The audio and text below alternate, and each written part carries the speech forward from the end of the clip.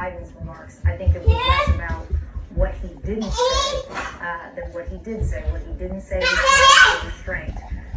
Again, raising the specter or the possibility that we may be looking at a more significant escalation, possibly in the form of a ground attack, as so many have been speculating in these last couple of weeks, about troop and military hardware movement. Anderson. Watch that.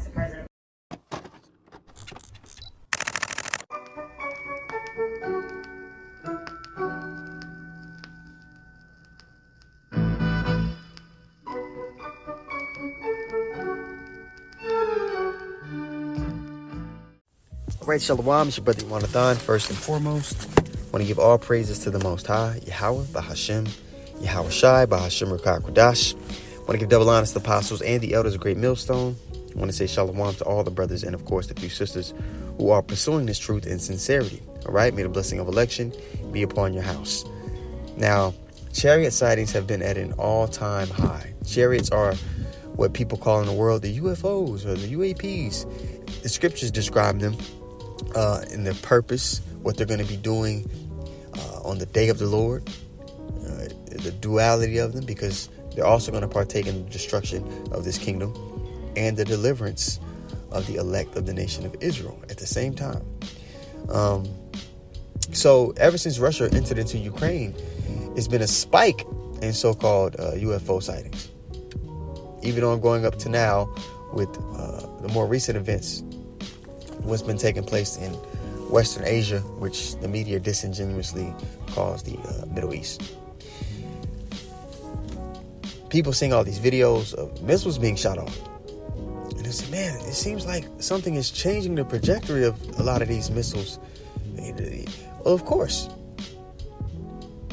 In Joel, the 2nd chapter, when the Lord says none shall break their ranks, he's talking about the missiles hitting this place. Best believe the angels play a part in the ICBMs hitting the latitude and longitude that they were meant to hit. Prophecy has to play out. And these things get us excited because we know, hey, this has to come first before the kingdom of heaven is established on earth. And we were in righteousness goes forth in the earth. Immortality. You know, all these different things. There's a certain, just like a movie, the script has to play out a particular way. And this is a part of it. You see, so let's go to Zechariah 14 and 12, because it even describes the effect that this that these weapons are going to have on the human body. Let's go here, 14 and 12. Okay? It reads, and this shall be the plague wherewith the Lord will smite all the people that have fought against Jerusalem. And Jerusalem, it's always a people before it is a place. Their flesh shall consume away while they stand upon their feet. Now you think about bombs, just ordinary bombs and missiles they shoot off now at each other. Do people's flesh consume away while they stand upon their feet? A bomb will blow a person away, blow them up, rip their body to shreds. But does it do this? Let's read on. Their flesh shall consume away while they stand upon their feet, and their eyes shall consume away in their holes, and their tongue shall consume away in their mouth. That's more like that fiery wind that comes from a nuclear missile, or the missiles that they have today. Right? So the fashion in which this war is going to be fought is even mentioned in the scriptures. To back that up, let's go to Isaiah 9. The prophets in this time, man, as things start to escalate, are going to be the only people with answers. It's Isaiah 9 and 5. For every battle of the warrior is with confused noise. Every war fought up until this point has been fought in a particular way. Close combat, men on foot, even the air attacks. It's people shooting at each other. It's been fought a particular way. For every battle of the warrior is with confused noise, guns going off, men screaming, bombs, sirens, right? And garments rolled in blood. But this So now it's finna differentiate the water come from every other one that came before it. But this shall be with burning and fuel of fire, because it's going to be fought with missiles. But right after it talks about the third woe, let me go get that really quick. In Revelation 11, start at where I want to start here.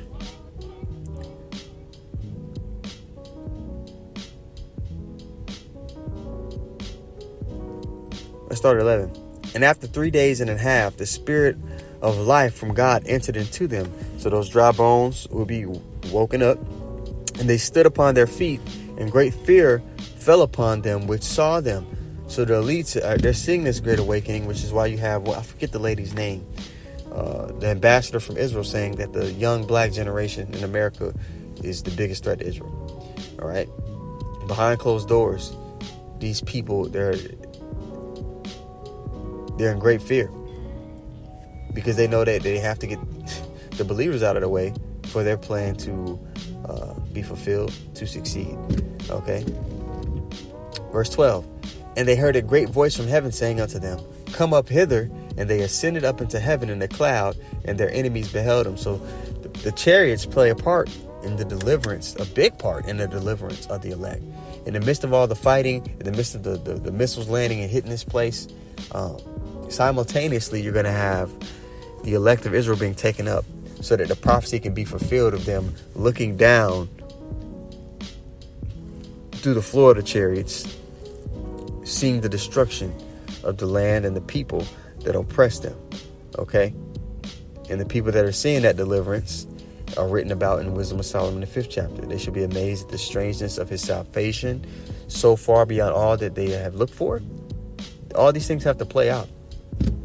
All right. Verse 13. In the same hour, there was a great earthquake, and the 10th part of the city fell. So the Babylon the Great, where the bulk of Israel is held, the 10th part of the city fell. So complete destruction of that land, that last land that the nation of Israel was held captive.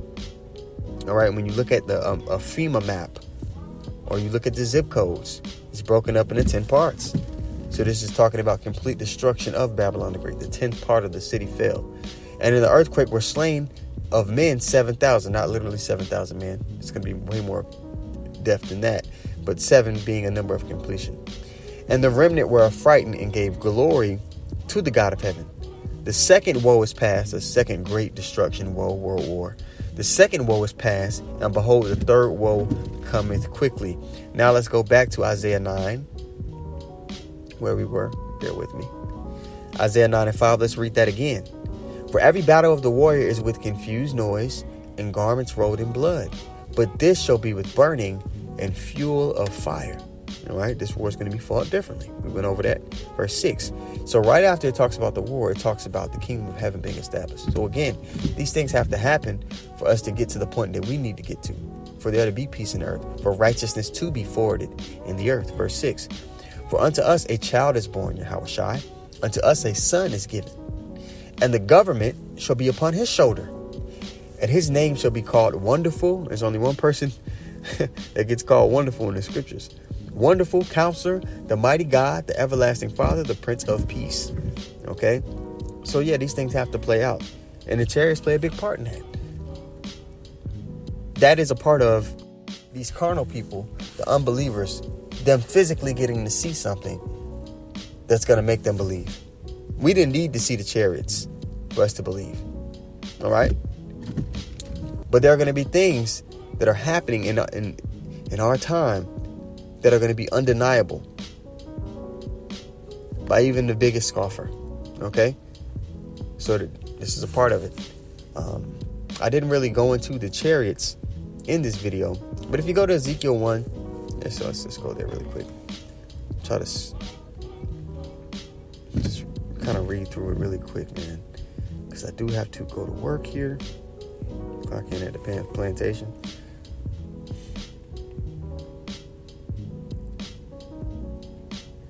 This is Ezekiel 1 and 16.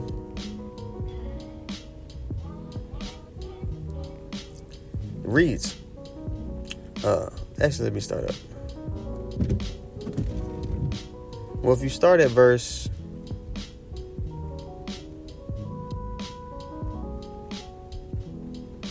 start at 13, 12, 11. Thus their faces and their wings were stretched upward. 2 wings of every one were joined together, and 2 covered their bodies. And they went every one straight forward. Whither the spirit was to go, they went, and they turned not when they went. So there wasn't like a traditional aircraft to where they needed to be turning. They, if you can see my hand, they kind of like when you play, is it Tetris, where you can kind of just move the blocks any way you want. The chariots can do that. They don't. It's far above the technology that we have today. All right, in 13 it says, as for the likeness of the living creatures, their appearance was like burning coals of fire, like the appearance of lamps. And the same when during the book of Exodus, when we were being delivered out of Egypt, that chariot hovered over us and guided us. There's a pillar of fire by night, okay, a cloud by day. And let me see here. I'll jump down to 16. It says, the appearance of the wheels and their work was like unto the color of beryl, so that the metallic texture.